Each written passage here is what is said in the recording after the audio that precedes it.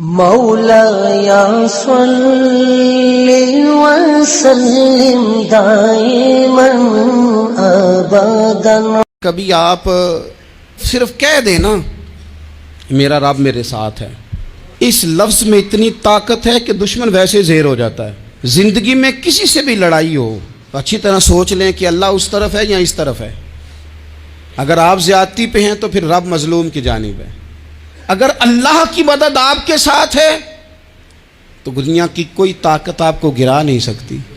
اور اگر آپ مظلوم کے مقابلے میں ظالم بن کے آپ کھڑے ہو گئے ہیں اور آپ نے رویہ وہ اختیار کیا ہے کہ جس میں مدد نہیں آئے گی، تو پھر یاد رکھ لیں کہ آپ کوئی بھی ہیں، کہاں بھی ہیں، آپ کمزور ہیں. طاقتور تھے ابتدائے اسلام میں، ظاہری طاقت تھی کفار مکہ کے پاس. وہ ڈنڈوں سے مارتے تھے غریبوں کو، ان کے ہاتھوں میں ڈنڈے تھے، پر خدائی طاقت ان مظلوموں کے ساتھ تھی.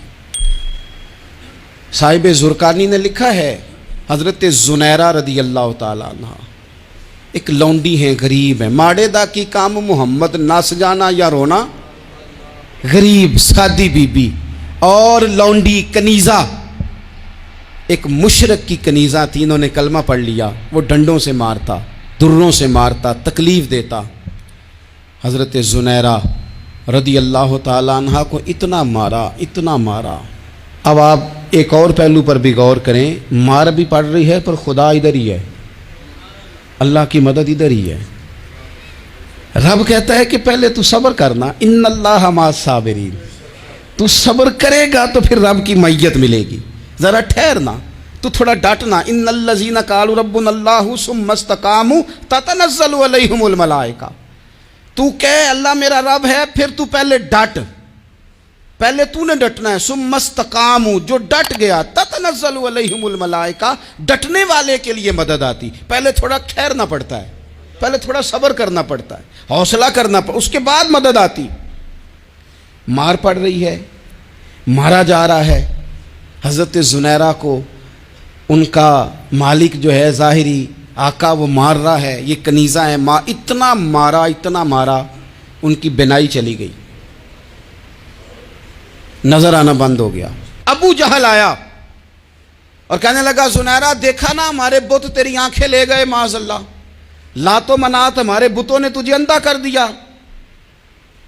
اب ایسا نہیں ہے کہ بی بی روتی جا رہی ہے، روتی جا رہی ہے، مایوسی مایوسی، معاذ اللہ، پریشانی، غریبی بڑی ہے، پوچھنے والا کوئی نہیں، یہ باتیں نہیں.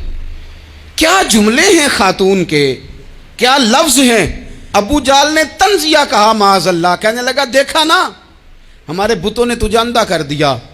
تو جناب زنیرہ آنکھوں کی بینائی گئی ہے، رات کو گئی ہے، دکھ ابھی تازہ ہے، لیکن اللہ پہ جو توکل ہے، اپنے مالک سے جو رشتہ ہے، وہ اتنا مضبوط ہے، اتنا طاقتور ہے، اس میں اتنی گہرائی ہے کہ حضرت زنیرہ بول کے نا اتنی قوت سے بولی، اتنی طاقت سے بولی کہ پورے کفر پر لرزہ طاری ہو گیا. فرمانے لگی تمہارے بتوں کی کیا اوقات ہے کہ وہ میری بینائی لے جائیں.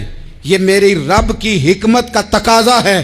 جب تک اس نے چاہا زنیرہ دیکھتی رہی، اور جب اس نے چاہا زنیرہ کی آنکھوں کی بینائی چلی گئی. اور اگر وہ چاہے گا نا تو بینائی واپس بھی کر دے گا.